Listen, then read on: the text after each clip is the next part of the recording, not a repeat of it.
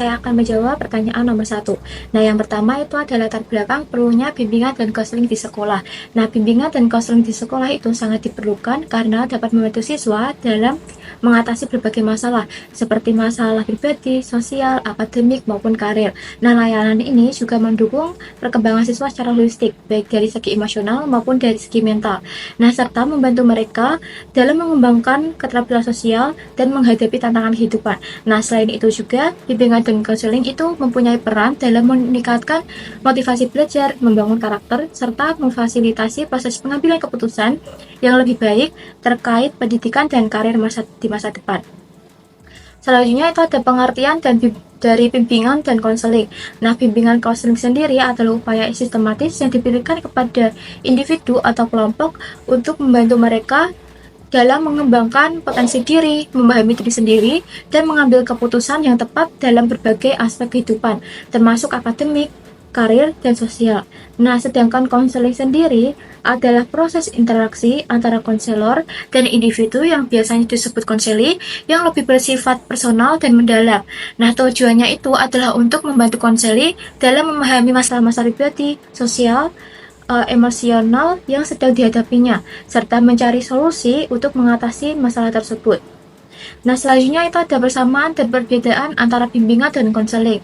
Nah, persamaannya yaitu keduanya bertujuan untuk membantu individu dalam mengembangkan potensi diri dan menyelesaikan masalah yang dihadapinya.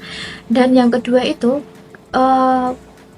kedua layanan ini sama-sama menggunakan pendekatan humanistik yang menghargai individu sebagai makhluk yang mampu mengatasi masalahnya dengan bimbingan yang tepat. Selanjutnya ada perbedaan. Yang pertama itu bimbingan biasanya bersifat umum dan preventif, sedangkan konseling itu lebih berfokus pada masalah personal atau emosional. Nah, selanjutnya itu bimbingan sering dilakukan dalam bentuk kelompok atau kelas, sementara konseling biasanya dilakukan secara individual atau dalam kelompok kecil. Nah, konseling itu cenderung melibatkan proses yang lebih mendalam dan personal dibandingkan dengan bimbingan yang lebih bersifat informatif dan instruktif. Nah, selanjutnya itu mengapa sih guru perlu membimbing? Nah, yang pertama itu guru adalah orang yang paling dekat dengan siswa di lingkungan sekolah. Nah, yang kedua itu guru tidak hanya bertugas mengajar mata pelajaran, tetapi juga membantu siswa dalam pembentukan karakter dan nilai-nilai moral. Nah, selanjutnya itu ada urgensi BK. Nah, BK di sekolah itu memiliki peran penting dalam mendukung perkembangan akademik, emosional, sosial, dan karir siswa. Nah, BK ini membantu siswa dalam mengatasi masalah pribadi, sosial, dan akademik yang dapat mengganggu proses belajar mereka. Nah, konselor sekolah itu dapat membantu siswa mengembangkan potensi diri, membangun hubungan yang sehat dengan sesama, dan merencanakan masa depan yang sesuai dengan bakat serta minatnya. Nah, selanjutnya itu ada kedudukan BK dalam pendidikan formal. Nah, BK ini memiliki posisi strategis dalam kurikulum pendidikan formal. Nah, fungsi BK sendiri yaitu sebagai bagian integral dari keseluruhan proses pendidikan. Nah, bukan hanya sebagai layanan tambahan, tetapi BK itu berperan dalam membantu siswa mencapai perkembangan optimal, baik dari segi akademis maupun pribadi, dengan memfasilitasi siswa dalam memahami dirinya, lingkungannya, serta menentukan pilihan hidup yang bertanggung jawab. Nah, selanjutnya itu ada 3 wilayah atau bidang dalam penyelenggaraan pendidikan formal yang berkaitan dengan BK. Nah, yang pertama itu ada bimbingan pribadi, yaitu membantu siswa dalam memahami dan menerima diri sendiri, mengatasi masalah emosional, dan mencapai kesejahteraan psikologis. Nah, yang kedua itu ada bimbingan sosial, yaitu menolong siswa dalam beradaptasi dengan lingkungan sosial mereka, baik di sekolah maupun di luar sekolah. Nah, yang terakhir itu ada bimbingan karir, yaitu memandu siswa dalam memahami minat, bakat, serta potensi diri mereka, dan membantu mereka dalam merencanakan jalur karir serta pendidikan lanjut yang sesuai dengan tujuan hidup mereka. Nah, yang selanjutnya itu ada keunikan dan ketertarikan tugas guru dan konselor. Nah, yang pertama itu guru bertugas memberikan pengajaran sesuai dengan kurikulum yang telah ditetapkan, membantu siswa dalam aspek kognitif, serta memfasilitasi pengembangan pengetahuan dan keterampilan. Sedangkan konselor itu berfokus pada perkembangan emosional, sosial, dan mental siswa. Nah, konselor ini memiliki peran khusus dalam membantu siswa mengatasi hambatan-hambatan non-akademik yang mempengaruhi kinerja belajar mereka, seperti masalah pribadi, hubungan sosial, dan rencana karir. Nah, tujuan yang selanjutnya itu ada tujuan BK.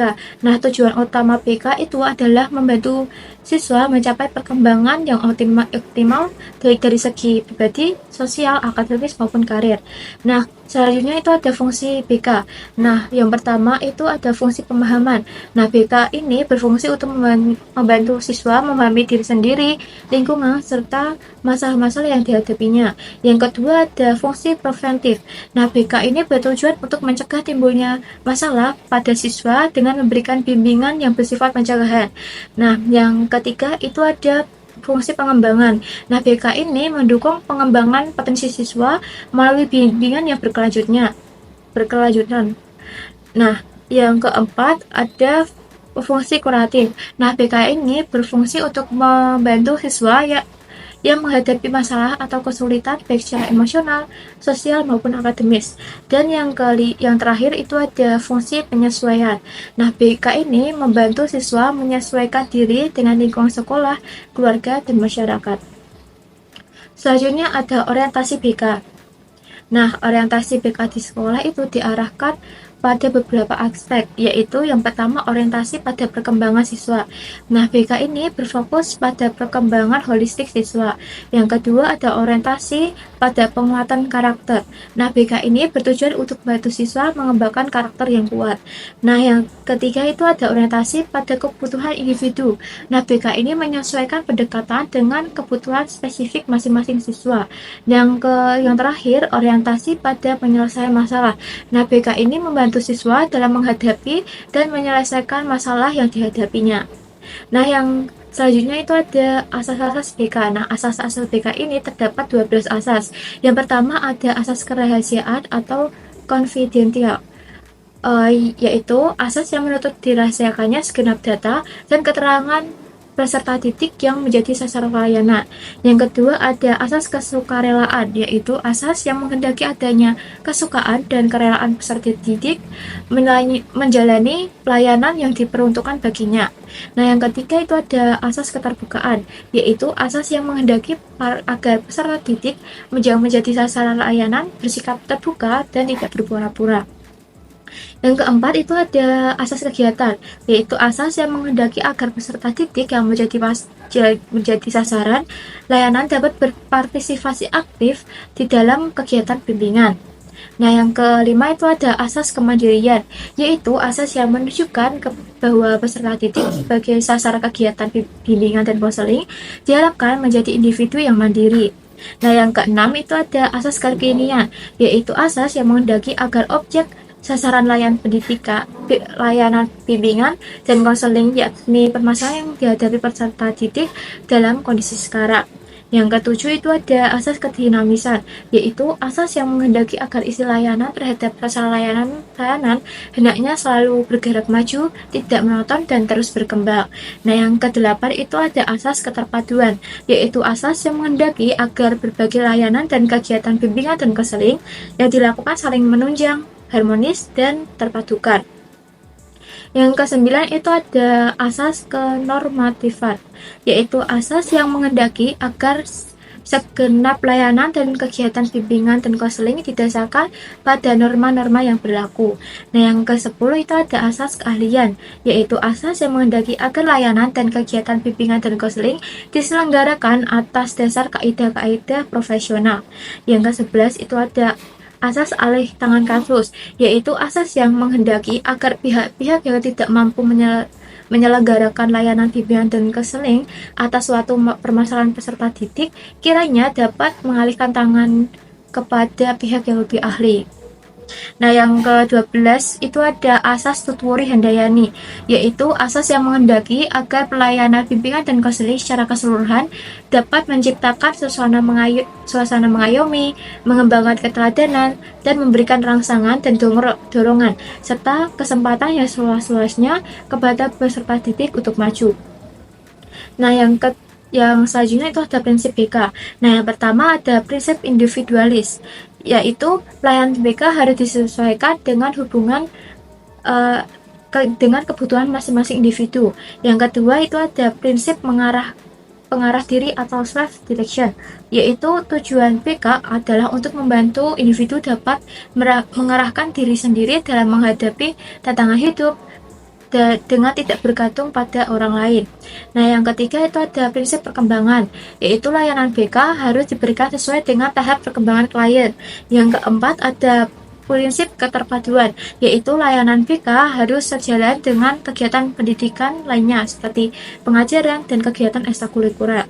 Yang terakhir ada prinsip preventif dan kuratif, yaitu BK memiliki peran ganda, yaitu membantu mencegah masalah sebelum terjadi atau preventif, serta memberikan bantuan saat masalah sudah terjadi, yaitu kuratif. Nah, selanjutnya ada penerapan dalam kegiatan sehari-hari. Yang pertama yaitu guru kelas mengamati perilaku siswa di dalam kelas dan saat istirahat untuk mengidentifikasi potensi masalah dan memberikan pendampingan yang dibutuhkan. Yang kedua, guru mendekati siswa secara individual ketika melihat ada tanda-tanda kesulitan atau masalah baik dalam akademik maupun sosial emosional. Baik, saya akan menjawab pertanyaan nomor 2. Nah, yang pertama itu ada profil guru yang berkualitas. Nah, guru yang berkualitas itu adalah guru yang memiliki pemahaman mendalam terhadap materi yang diajarkan, serta metode pembelajaran yang sesuai. Nah, selanjutnya, guru yang memiliki kemampuan pedagogis, yakni cara mengajar yang memfasilitasi pembelajaran peserta didik. Nah, selanjutnya itu ada guru yang mampu berkomunikasi dengan peserta didik serta orang tua dengan cara yang baik dan jelas. Dan guru yang berkualitas juga memiliki rasa empati yang tinggi terhadap peserta didik dan selalu mengedepankan kejujuran serta etika profesional. Nah, selanjutnya itu ada peran guru dalam bimbingan dan konseling. Yang pertama itu, guru harus mampu menciptakan suasana kelas yang kondusif di mana peserta didik merasa aman dan nyaman untuk menyampaikan masalah mereka, serta guru perlu peka terhadap tanda-tanda peserta didik yang mengalami masalah baik dalam pembelajaran maupun dalam kehidupan sehari-hari. Nah, selanjutnya itu ada pentingnya memahami karakter peserta didik. Nah, memahami karakter peserta didik ini sangat penting karena setiap anak memiliki keunikan sendiri. Nah, dengan memahami karakter mereka, guru dapat menyesuaikan metode pengajaran, pendekatan bimbingan, dan cara berinteraksi dengan masing-masing peserta didik. Nah, hal ini juga dapat membantu dalam menangani masalah perilaku atau kesulitan belajar yang dihadapi oleh peserta didik. Nah, selanjutnya itu ada karakter yang perlu dipahami, yaitu yang pertama gaya belajar siswa, yang kedua ada tingkat kemandirian siswa, yang ketiga ada perkembangan emosional dan sosial siswa, dan yang terakhir ada minat dan bakat siswa. Dan selanjutnya itu ada cara memahami karakter peserta didik. Yang pertama itu guru harus melakukan observasi terhadap perilaku peserta didik baik di dalam maupun di luar kelas. Nah, yang kedua itu guru melakukan komunikasi yang terbuka secara rutin dengan peserta didik dan orang tua untuk mendapatkan informasi lebih tentang kondisi peserta didik. Dan yang terakhir itu guru melakukan asesmen formal dan informal untuk menilai perkembangan akademik, emosional, dan sosial peserta didik. Baik, selanjutnya saya akan menjawab pertanyaan nomor 3. Nah, layanan BK itu terdiri dari 9 layanan. Nah, yang pertama itu adalah layanan orientasi. Nah, ya, layanan orientasi ini bertujuan untuk membantu siswa dalam mengenal lingkungan sekolah, aturan, program fasilitas, dan berbagai kegiatan di sekolah. Sebagai contoh, saat siswa kelas 1 baru masuk ke sekolah, guru akan memberikan penjelasan tentang tata tertib sekolah dan peraturan di kelas. Nah, yang kedua itu adalah layanan informasi. Nah, seperti memberikan informasi yang relevan relevan dan berguna bagi siswa untuk menghadapi masalah perkembangan dan pembelajaran. Nah, sebagai contoh, guru memberikan informasi tentang cara belajar yang efektif dan pentingnya menjaga disiplin dalam menyelesaikan tugas sekolah. Nah, yang ketiga itu ada layanan penguasaan konten. Nah, seperti membantu siswa dalam memahami dan menguasai konten atau materi pembelajaran yang dirasa sulit. Sebagai contoh, guru membantu siswa yang mengalami kesulitan dalam matematika dengan memberikan bimbingan khusus setelah jam pelajaran. Nah, yang keempat itu ada layanan penempatan dan penyaluran. Layanan ini membantu siswa dalam memilih kegiatan yang sesuai dengan minat dan bakatnya. Sebagai contoh, guru membantu siswa memilih kegiatan ekstrakurikuler yang sesuai dengan minat dan bakatnya. Nah, yang kelima itu ada layanan konseling perorangan. Nah, seperti menyediakan waktu dan kesempatan bagi siswa untuk berbicara secara pribadi dengan konselor tentang masalah pribadi, akademik, dan sosial. Sebagai contoh, seorang siswa yang sering mengalami kesulitan beradaptasi di lingkungan baru bisa mengadakan sesi konseling dengan guru untuk membahas cara mengatasi rasa cemas dan membangun hubungan sosial. Dan yang enam itu ada layanan pembimbingan kelompok, yaitu menyediakan bimbingan secara berkelompok dengan tema-tema tertentu yang bersifat pengembangan diri seperti kepemimpinan, kerjasama, atau komunikasi efektif. Sebagai contoh, guru mengadakan sesi bimbingan kelompok tentang bagaimana bekerja sama dalam kelompok belajar agar siswa dapat saling mendukung dalam menyelesaikan tugas kelompok. Nah, yang ketujuh itu adalah yang konseling berkelompok. Layanan ini dilakukan dalam kelompok kecil untuk membantu siswa yang memiliki masalah yang mirip agar bisa saling berbagi pengalaman dan solusi. Nah, contohnya itu, siswa yang mengalami masalah dalam bergaul atau kurang percaya diri bisa mengikuti konseling kelompok untuk membahas bagaimana meningkatkan keterampilan sosial dan rasa percaya diri. Nah, yang ke-8 itu ada layanan meditasi. Nah, ini seperti membantu siswa menyelesaikan konflik atau masalah yang terjadi di antara mereka secara damai dan dengan bantuan konselor. Nah, sebagai contoh, jika ada konflik antara dua siswa yang bertengkar di kelas, guru mengajak mereka untuk berdialog, mencari solusi, dan menyelesaikan perbedaan mereka.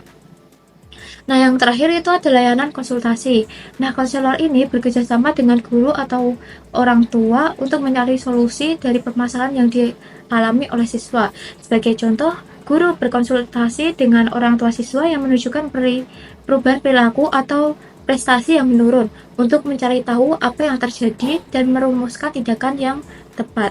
Nah, dengan layanan ini diharapkan siswa dapat berkembang secara optimal baik secara akademik, sosial, maupun emosional di lingkungan sekolah.